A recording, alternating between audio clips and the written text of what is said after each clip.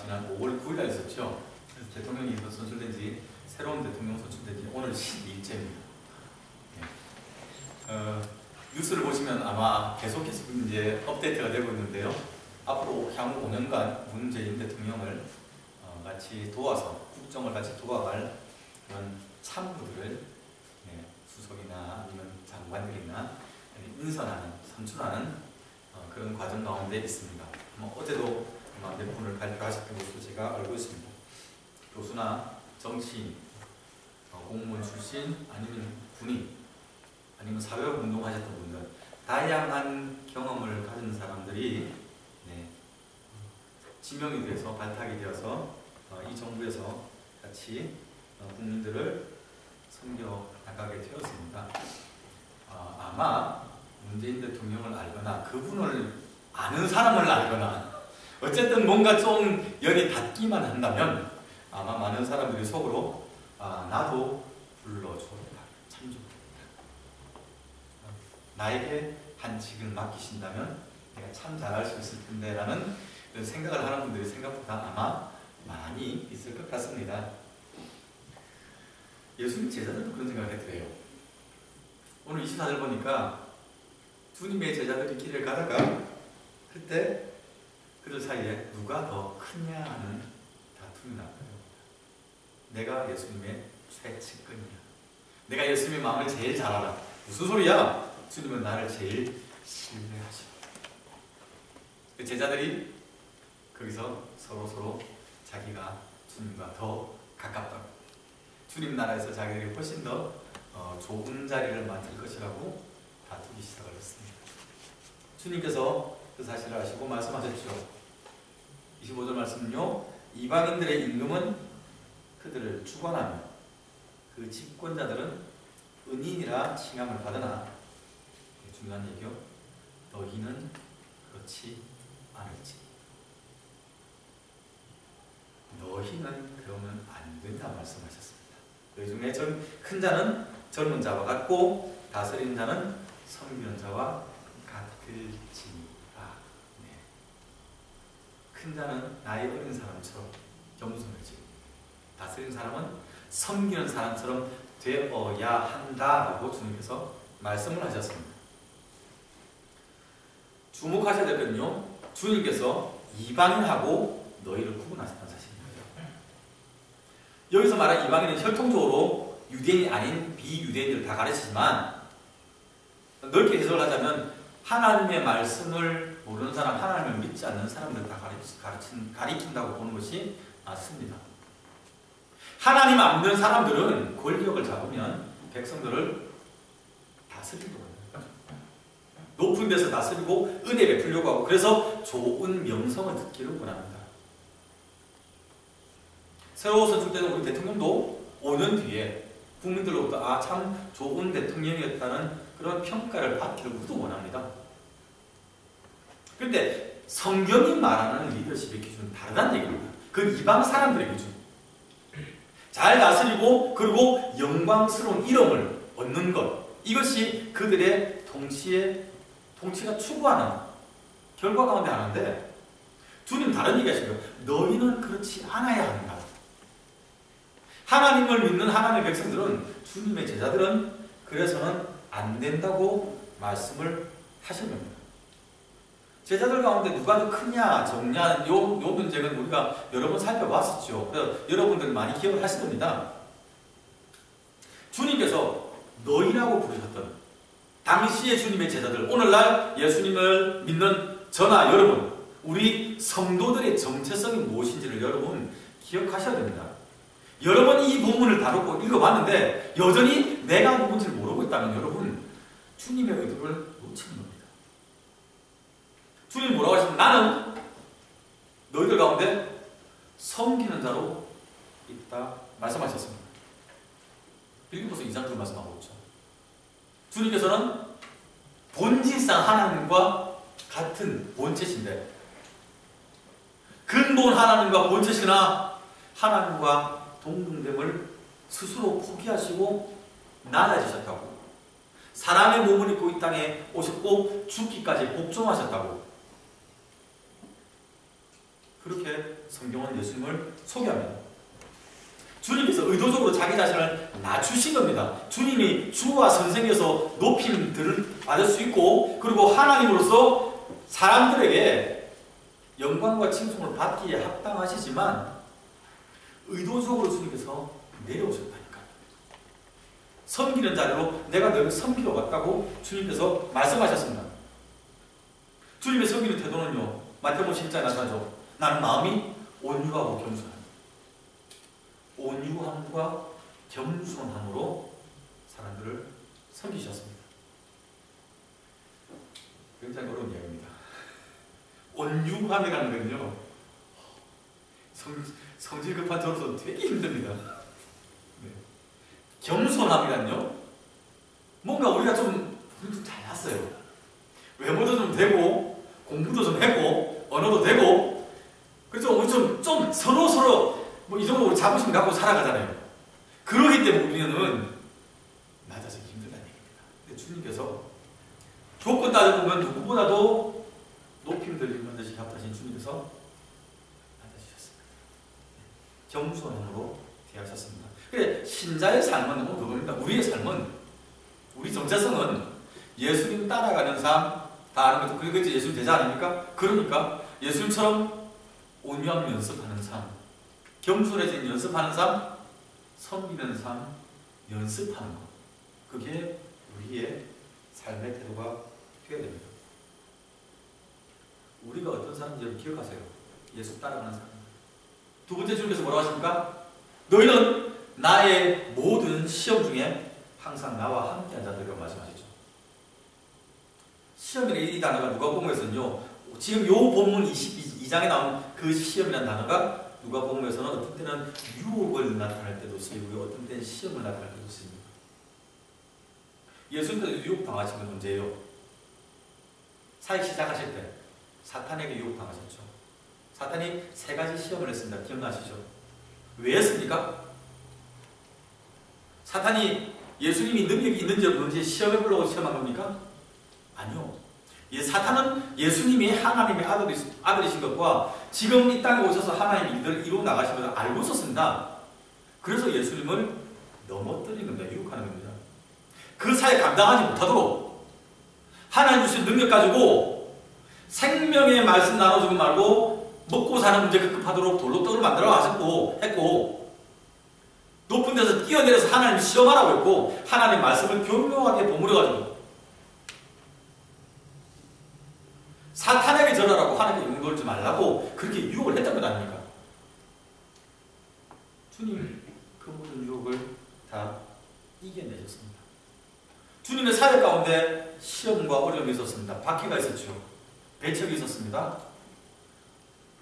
여러분, 우리가 지금 오늘 그 집사님 권사님들과 지금 여행 중이시지만 여행을 할 때 그런 얘기합니다. 여행 가면 좋고 집에 돌아가면 더 좋고. 네, 여행 가면 되게 좋은데 여행이 자꾸 길어지면 아마도 집보다 불편합니다. 3년 반을 예수님과 예수님의 제자들은 돌아다니 전국을, 이스라엘 전국을 순회했습니다. 안정적이었을까요? 아니요. 그렇게 말이 어렵습니다. 재정적으로 부유했을까요? 글쎄요. 물론 가론 유다가 재정 담당을 하긴 했지만 예수님 공동체가 재정적으로 넉넉했다고 보기는 어렵습니다. 그 모든 시험을, 박해를 예수님이 겪으셨고 제자들이 그것을 다 보아왔습니다. 같이 경험했습니다.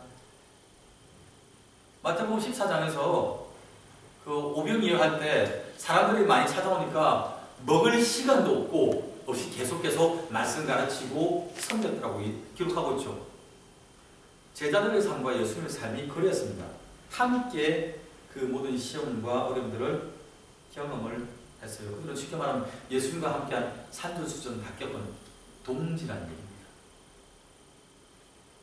오늘 제가 찬송가도 90장 우리가 같이 불렀지만 요한복음 15장에 그런 말씀하잖아요. 예수님께서 너희를 다시는 종이라 부르지 않냐고 친구라 부릅니다. 주님께서 우리를, 예수님의 제자들을 친구라고 불러주신대요. 어떻게 할 때? 그들이 14절에 나타나요. 그들이 주님의 말씀대로 행할 때. 예수님의 제자인 우리는 네, 이방인과 다른 너희는 우리는 우리의 신분이 여러분 주님의 시험을 알고 같이 경험하고 그리고 주님의 친구된 존재라 사실입니다. 그래서 우리는 다른 기준을 갖고 살아가는 거예요. 또한 주님은 주님의 제자들 우리를 하나님의 나라를 유업으로 받을 사람들이라고 말씀하셨습니다. 29절 말씀요. 내 아버지께서 나라를 내게 맡기신 것 같이 나도 너희에게 맡겨 너희로 내 나라에 있어 내 상에서 먹고 마시며 또 보좌에 앉아서 이스라엘 12지파를 다스리게 하려. 아멘. 여러분 신자가 불신자와 다른 구별되는 특권들이 굉장히 많지만 그 중에 하나가 뭐예요? 천국에 대한 소망, 영생에 대한 소망이 있다는 거예요. 확실하죠. 강력하죠. 로마서 8장 내가 확신한 사망이나 생명이나 높음이나 깊음이나 천사들이나 권세자들이나 다른 아무 피조물이라도 우리를 우리 주 예수 그리스도의 사랑에서 끊을 수가 없다고 고백하잖아요. 우리 가운데 그러한 확신이 있다는 얘기입니다. 다시 말씀드립니다. 우리는 신분이 다르다는 얘기예요. 하나님의 자녀로서 여러분의 정체성을 여러분 이해를 하셔야 됩니다. 근데 문제는 우리가 이런 다른 신분을 가지고 이 땅을 살아가는데 사탄이 우리를 그냥 내버려 두지 않는다는 사실. 하나님의 자녀가 되어서 인생이 그냥 하이웨이처럼 뻥 뚫리고 잘 풀리면 좋겠는데 하나님의 자녀를 끊임없이 사탄이 괴롭힙니다. 31절 보면요. 주님께서 말씀하시는데 사탄이 주님께 주님의 제자들을 밀가부르듯 하려고 청했더랍니다. 요청했더랍니다. 사탄이 예수님께 요구했더래요. 주님, 당신의 제자들 내가 좀 이렇게 걸러낼게요. 밀가부르다는 뭐 시니아죠. 네, 뭐요? 체질한다는 체질. 우리 요즘은 체질을 안 하죠. 대신 우리는 요즘 스파게티를 끓일 때 근데 끓고 난 다음에 채 같은 데 면을 담으면 물을 빼잖아요. 그죠? 체질하게 그런 거예요. 툭툭툭 해가지고 쭉정이나 날려보내는 거예요. 알고만 모으는 거죠. 네? 그 역할을 하는 거예요. 지금 사탄이 예수님의 제자를 베드로를 향해 그리고 주님의 제자들을 향해 내가 얘들 좀 걸러낼 테니까 주님 허락해 주세요 하고 예수님에게 요구를 한다는 거예요. 왜 걸러냅니까? 주님으로부터 왜 걸러내요? 걸러내면 보세요. 주님으로부터 뽑아낸다는 얘기예요.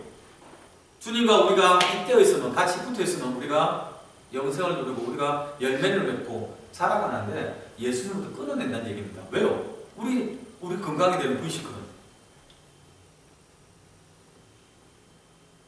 우리를 넘어뜨리기 위해서 체질한 거예요. 사탄이 끊임없이.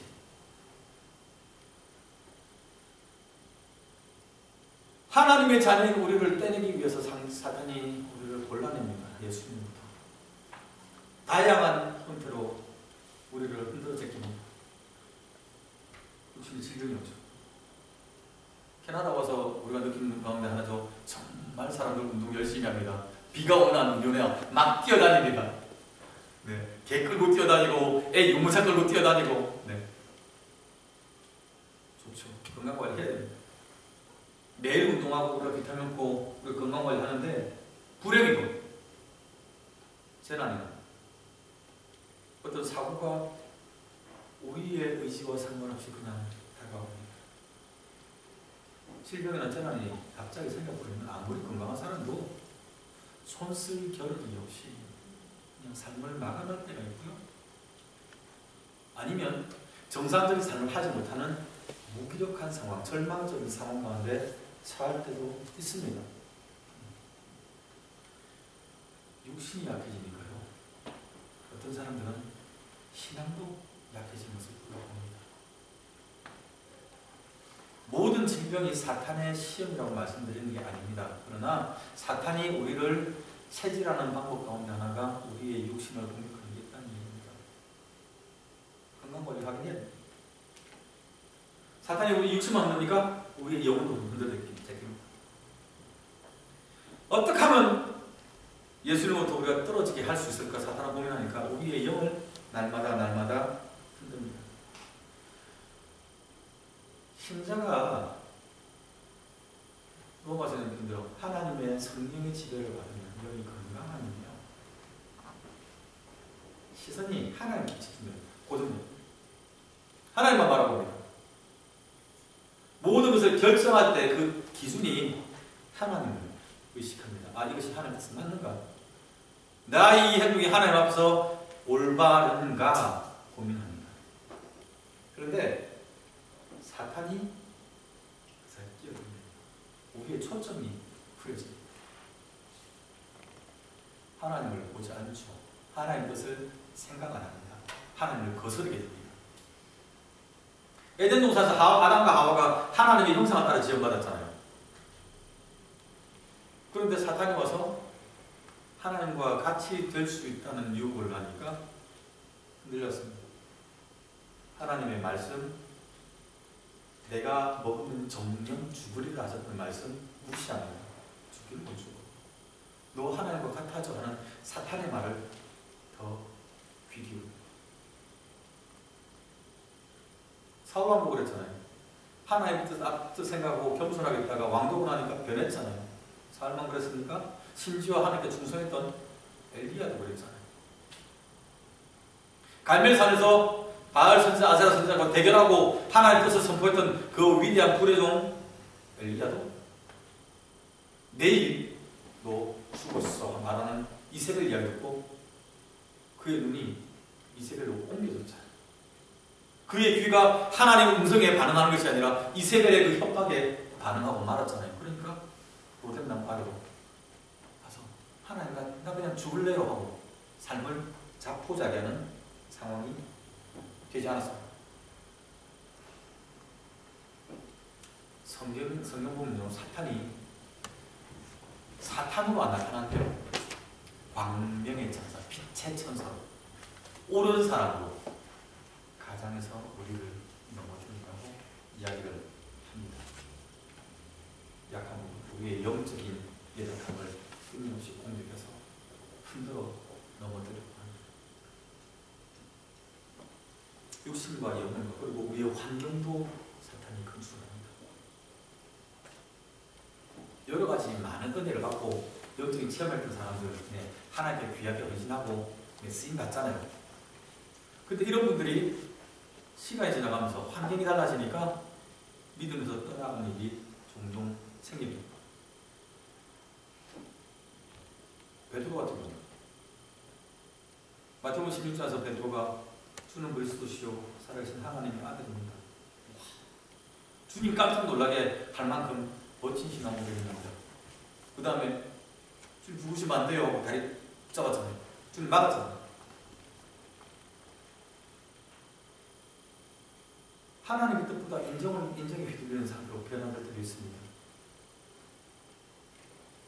오늘 본문에서 보면요, 베드로가 내가 주와 함께 오게도 죽는데도 내가 가겠습니다.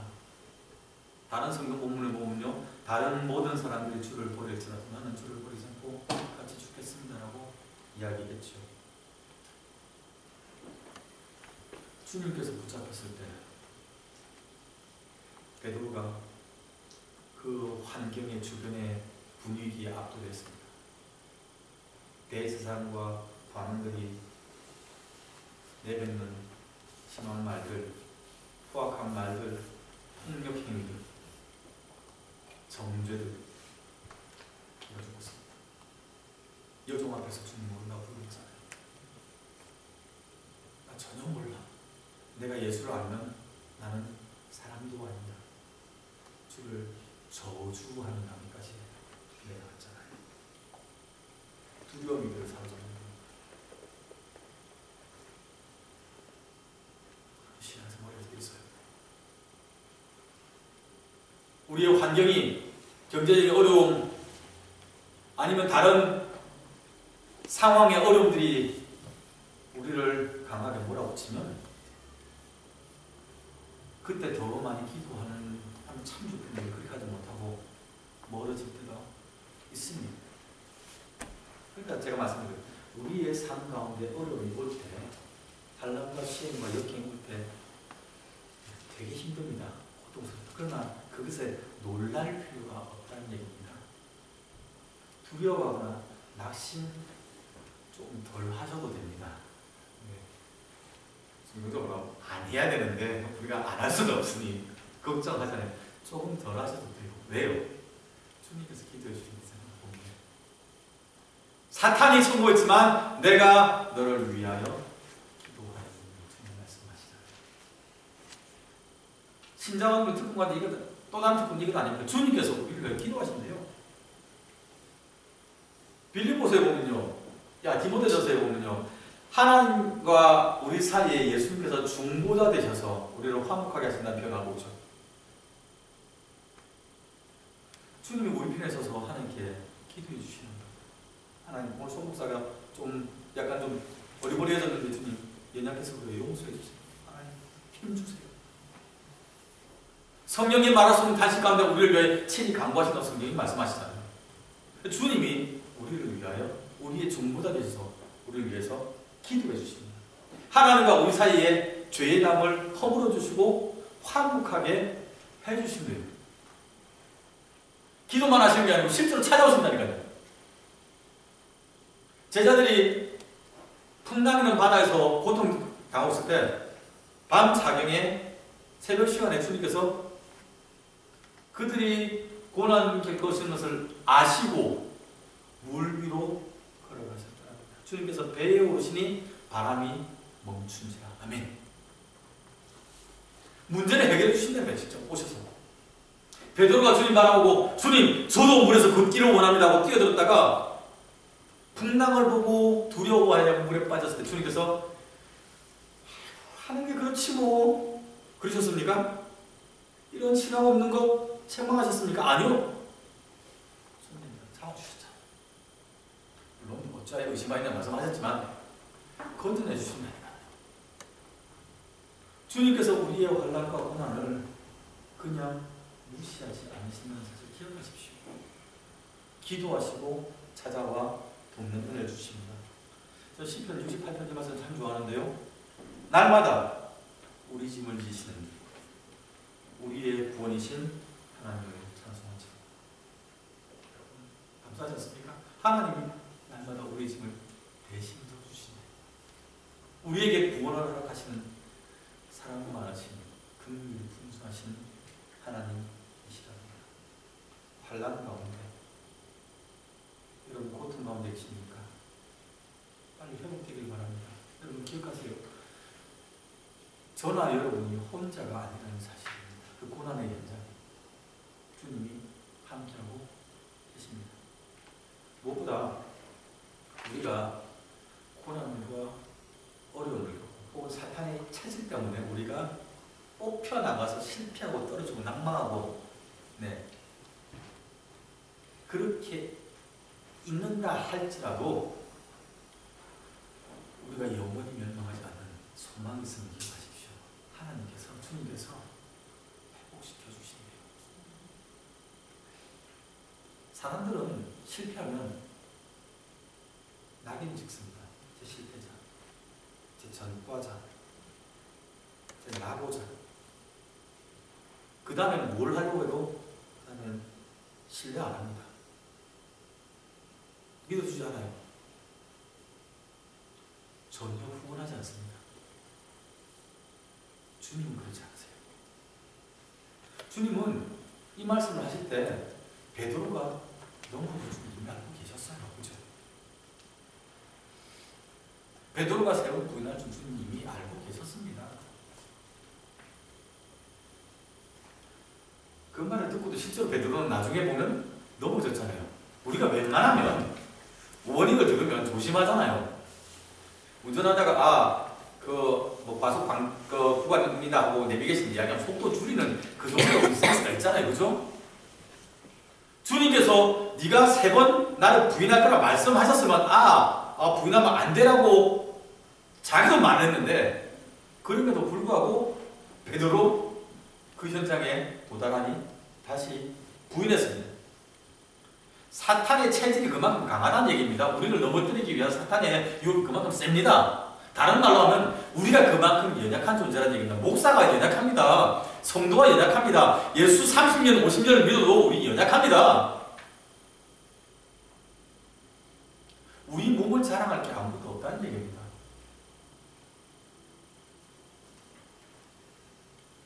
우리가 연약하기 때문에 그래서 주님께서 저는 가망없사하고 포기하시는 게 아니라 우리가 연약하기 때문에 주님께서 그분의 크신 팔로 안아주시는 겁니다.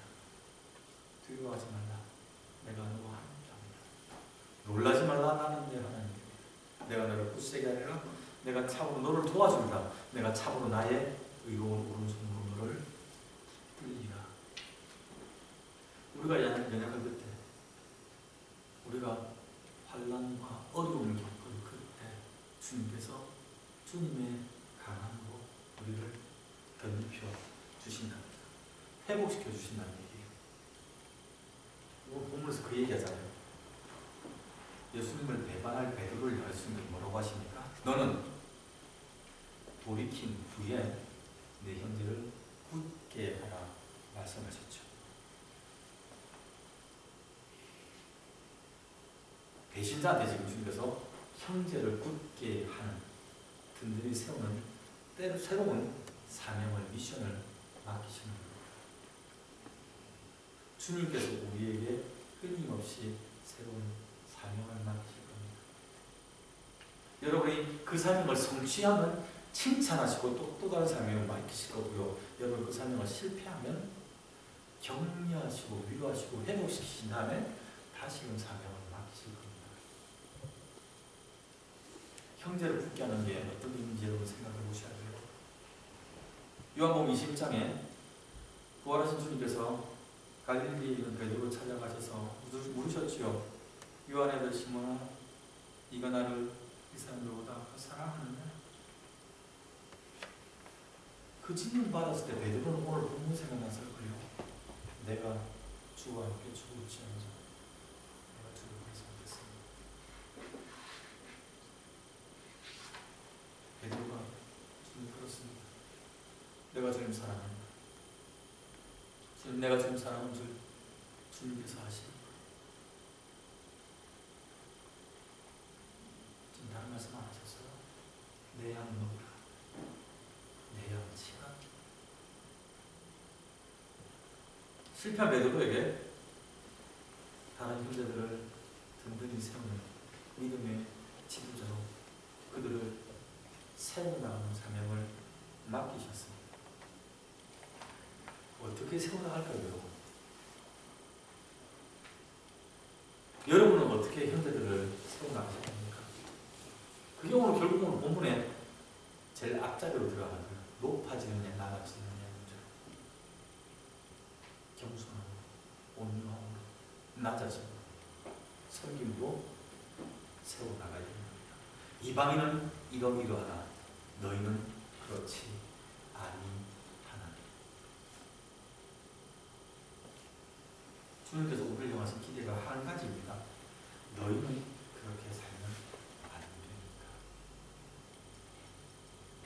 이번 한 주 동안 여러분의 삶이 순탄하지 않을 수 있습니다. 비록 우리가 맨날 기도하면서 하나님 순적한 길, 은혜롭게, 무탈하게, 감사의 제목 많아지는 날들을 허락하소서, 승리하는 삶 살게 하소서 우리가 기도하지만 우리의 삶이 순탄하지 않을 수 있습니다. 사탄이 끊임없이 우리를 넘어뜨리려고 노력할 겁니다. 체질할 겁니다.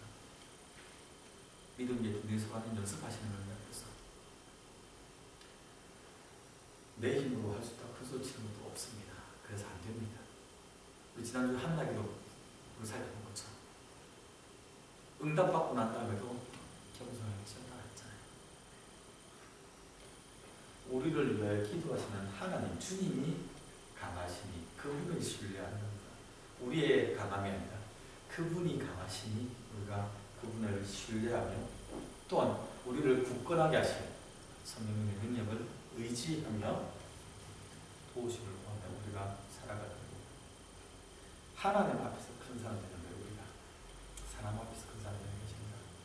하나님 앞에서 하나님 신뢰하는 겸손한 사람, 믿음의 사람, 큰 사람 되어서 다른 사람들을 든든히 세워가는 하나님의 귀한 제자들